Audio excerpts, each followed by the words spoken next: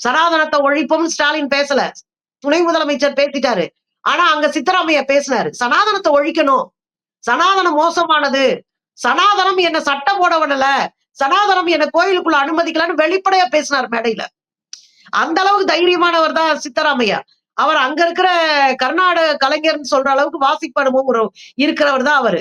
அதுல நமக்கு மாற்று கருத்தெல்லாம் இல்ல. ஆனா என்னன்னா, அவர் அப்படி பேசத்தான் செய்யணும். அப்பதான் அமைதியா இருக்கும். இல்லன்னா இதுவே பத்தி எரிஞ்சுக்கிட்டு இன்னொரு அரசியல் பிரச்சனையா அது மாறும் என்பதற்காக சித்தராமையா இப்படி பேசியிருக்க கூடும். நான் அனுமானிக்கிறேன். பேசியிருக்க கூடும். மத்தபடி என்ன அப்டின்னீங்கன்னா, அங்க இருக்கிறவங்க கொஞ்ச நாள் கதறிட்டு விட்டுருவாங்கன்னு தான் நான் பார்க்கிறேன். சீமானோ, அண்ணன் வேல்முருகன் அவர்களோ ஆதரிப்பது என்பது தமிழ்ன்ற முறையில, தமிழ்ல இருந்து தோன்றுனது அப்டின்னா, ஏன்னா அ வேல்முருகன் அண்ணா பத்தி நமக்கு நல்லா தெரியும்.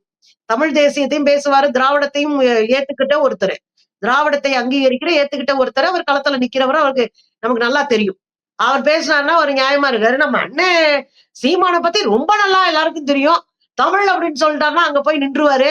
நான் தாண்டா அதுக்கு கொடை பிடிச்சேன்னு கூட சொல்லுவாரு.